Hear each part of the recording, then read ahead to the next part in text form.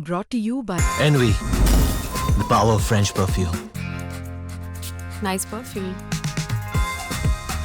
Nice perfume.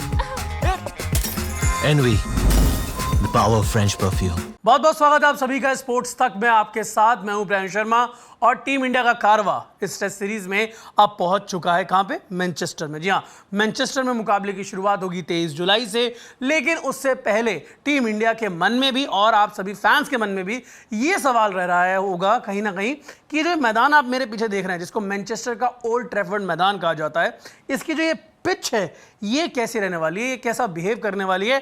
क्या 4 pacer के साथ टीम इंडिया जाए या फिर एक स्पिनर ऐड करे? क्या कुलदीप यादव को मौका मिलेगा, नहीं मिलेगा?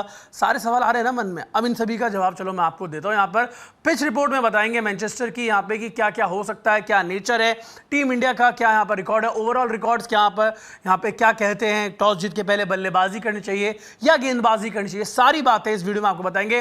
पिच रिपोर्ट मैनचेस्टर टेस्ट की आप लोगों के सामने यहाँ पर है। सबसे पहले ग्राफिक्स के जरिए समझते हैं यहाँ पे कि नेचर कैसा है इस पिच का। नेचर की अगर हम बात करें तो ये पिच कहीं ना कहीं बल्लेबाजों के लिए हेल्पफुल रहती है। ऐसी बात नहीं कि बल्लेबाजों को मदद नहीं देती है, पिच मदद देती है, लेकिन आपको शुरुआत में थोड़ा सा नेगेट करना पड़ेगा क्योंकि good bounce and speed is seen here. यहाँ पे यानी कि तेज गति और बाउंस है यहाँ पे। यानी कि चाहे इंग्लैंड की बात कीजिए तो जोफ्रा आर्चर उधर से आएंगे, इंडिया की बात कीजिए तो जसप्रीत बुमराह उधर से आएंगे, वो आपको तंग कर सकते हैं बतौर बल्लेबाज अगर आप वहां पर खड़े हैं। साथ ही साथ at the beginning of the match fast bowlers can get help from swing and seam. जैसा मैंने शुरुआत में कहा कि बल्लेबाजी के लिए पिच मददगार है, लेकिन शुरुआती समय आपको निकालना होगा। पहला दिन कहीं ना कहीं जो शुरुआती सेशंस होते हैं वो आपको निकालने होंगे।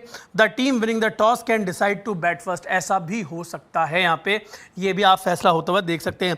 When the pitch gets old spin bowlers also take the start getting help. यानी कि जब पिच कहीं ना कहीं थोड़ी पुरानी होती है, तीसरे या चौथे दिन पे पिच जाती है, तो वहाँ पर स्पिनर्स को भी मदद मिलती है। ऐसा नहीं है कि स्पिनर्स को मदद नहीं मिलती। अब देखना दिलचस्प होगा कि टीम इंडिया किसको लेकर जाती है। यहाँ पर 2 स्पिनर्स के साथ उतरती है या फिर एक के साथ, और अगर 2 होते हैं तो क्या वाशिंगटन सुंदर और रविंद्र जडेजा ही रहेंगे या फिर कुलदीप यादव की एंट्री होती है? आप लोग भी बताइएगा अपनी राय कमेंट सेक्शन में। और इसके अलावा एक पॉइंट और है, team India has not one a match here. ये बात सच है, ये सबसे बड़ा पॉइंट है कि टीम इंडिया ने अभी तक एक भी मुकाबला यहाँ पर नहीं जीता। एजबेस्टन में भी नहीं जीता था, एजबेस्टन का किला और जो इंतजार था वो भी खत्म किया था। अब बारी यहाँ पर ओल्ड ट्रैफर्ड की है, मैनचेस्टर के मैदान की। अब यहाँ पर मैंने आपको नेचर बता दिया पिच की कि पिच कहीं ना कहीं तेज गेंदबाजों को मदद करती है, पॉइंट नंबर 1। पॉइंट नंबर 2, यहाँ पे बल्लेबाजों को भी मदद है, ऐसी बात नहीं है, लेकिन आपको शुरुआत में संभल कर खेलना होगा।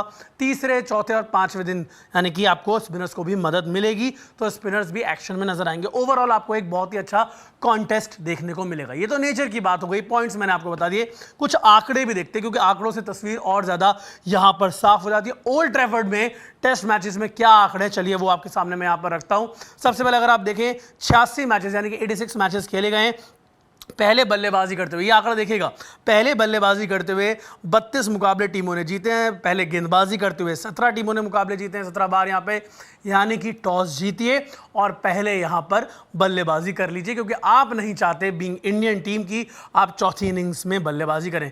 इंग्लैंड की टीम चाहती है चौथी इनिंग्स में बल्लेबाजी करना, लेकिन इंडिया शायद नहीं चाहेगा, जिस तरह से हमने लॉर्ड्स में हमें हार का सामना करना पड़ा। लड़कर हारे लेकिन हारे हम। उसके अलावा अगर आप देखें एवरेज फर्स्ट इनिंग स्कोर 331 है जी। एवरेज सेकंड इनिंग स्कोर यहाँ पे 275 है।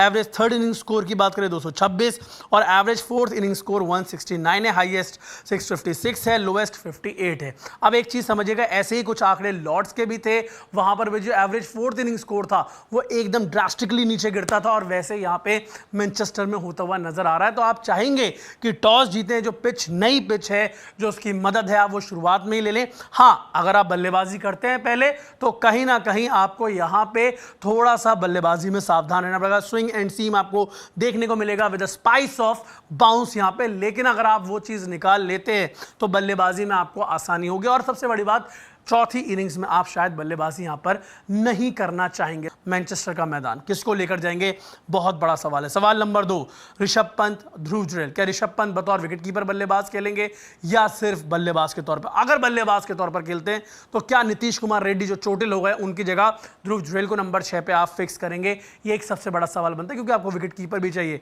केएल राहुल साहब विकेट कीपिंग यहां पर नहीं कराना चाहेंगे। इसके अलावा स्पिनर कौन होगा, कि रविंद्र जडेजा के साथ वॉशिंगटन सुंदर या कुलदीप यादव। ये एक बहुत बड़ा सवाल यहाँ पे रहने वाला है। ये सारे सवालों का जवाब टीम इंडिया के मैनेजमेंट को ढूंढना होगा, क्योंकि समय ज़्यादा नहीं है उनके पास।